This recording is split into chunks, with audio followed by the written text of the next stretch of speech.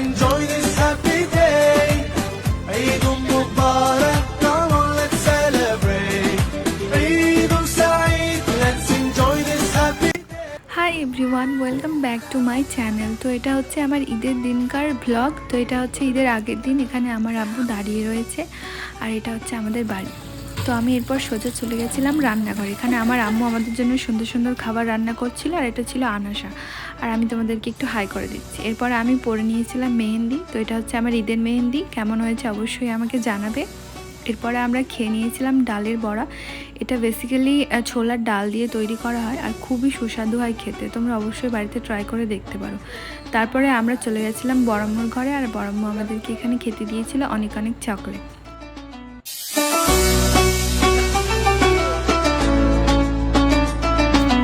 আমি এখানে চকলেটগুলো ট্রাই করে দেখছিলাম আর চকলেটগুলো কিন্তু খুবই সুস্বাদু খেতে সেই ছিল। তারপরে এটা হচ্ছে পরের দিনকার ক্লিপ, কারণ তার আগে আর আমি ক্লিপ নিতে পারিনি, ঘুমিয়ে পড়েছিলাম।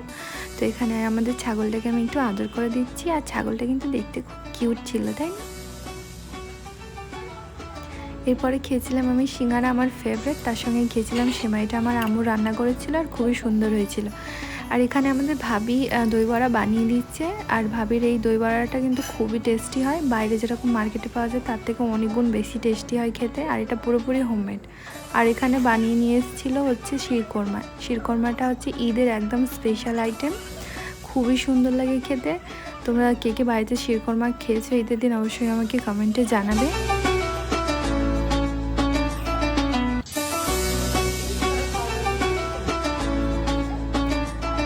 এখানে দই বড়াটা একটু টেস্ট করে দেখছিলাম আর খুবই সুন্দর হয়েছিল খেতে। তারপরে দুপুর হতে হতে আমাদের সব রান্নাবান্না কমপ্লিট হয়ে গেছিলো। এখানে রয়েছে মাটন, একদম লাল লাল করে রান্না করেছে আমার আব্বু। তারপর খাওয়া দাওয়া করে আমরা একটু ঘুমিয়ে পড়েছিলাম।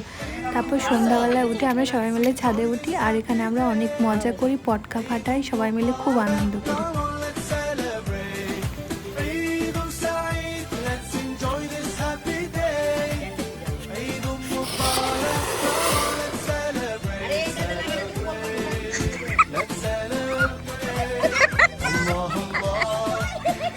ভিডিওটা অনেকটাই লেটে হয়ে গেছে আপলোড করতে। তো যদি ভালো লাগে অবশ্যই আমার চ্যানেলটা সাবস্ক্রাইব করবে আর আমার পাশে থাকবে, ভিডিওটা শেয়ার করে দেবে। আর তোমরা ঈদে কে কী করেছিলে অবশ্যই আমাকে কমেন্টে জানাবে।